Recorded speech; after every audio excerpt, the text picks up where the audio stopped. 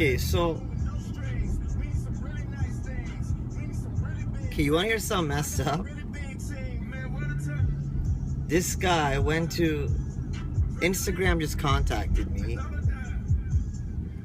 and they forced me to remove a photo off my Instagram because Tim Sykes, his lawyer, sent a legal document saying I posted a picture that's his.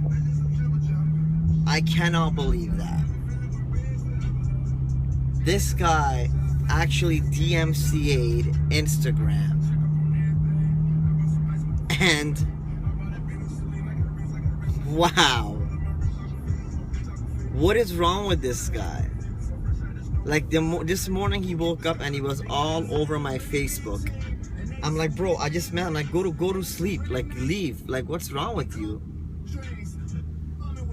Like, so he DMCA'd Instagram and he made them delete.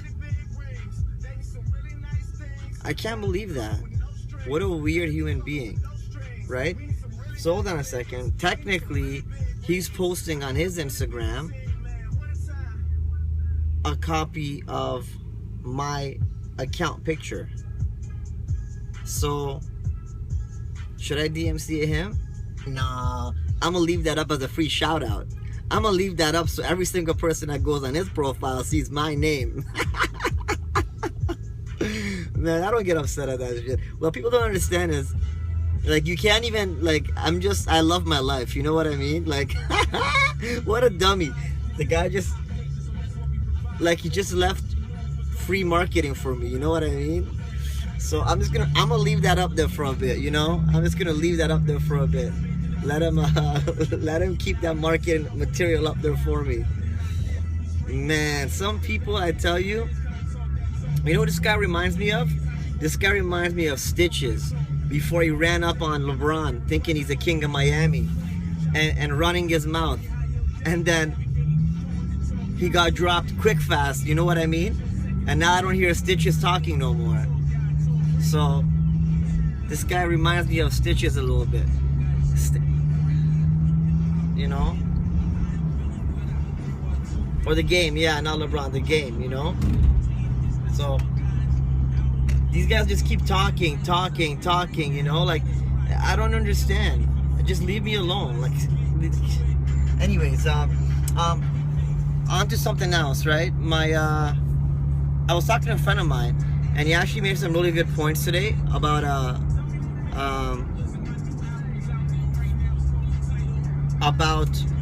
geopolitical moves in the financial markets. I don't want to have no challenge with this guy, man. Like, he's not even on my level in any way. Like, why would I challenge him? Like, I'll make myself look stupid. Actually, I can post a DM I had with him to show you how polite I was to this guy. Like, it's embarrassing. Like, anyways, so check this out.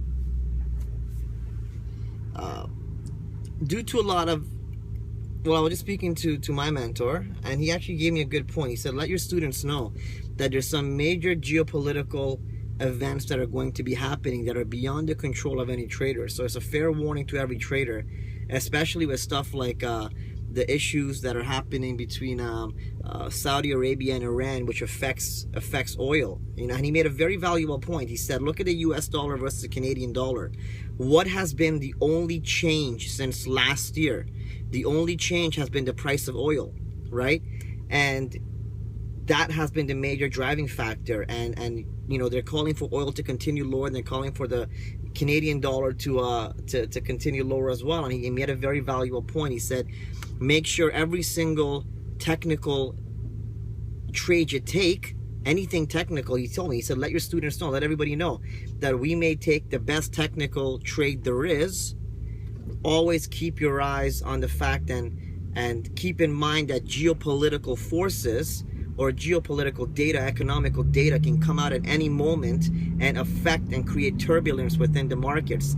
And what he thinks is, oil may rocket back up faster than it fell if a fight breaks out between Saudi and Iran, which could be a complete setup by by the forces above us. You understand what I'm saying? It could be a premeditated setup to create that tension, just to make sure that prices of oil now, increase heavily, right? Now, take a look at a couple factors. Oil prices have dropped significantly, but how much percent has gas dropped? Our gas at the retail pump has dropped by maybe 15%, while oil prices have dropped by around 70%. All right?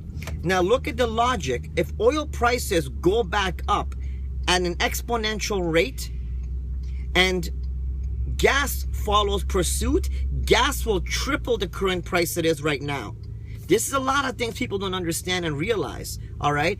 And the problem is they get us used to these gas prices. See, 5 years ago when gas was, 57 cents a liter, when it hit like 70, 80 cents, we'd panic and freak out.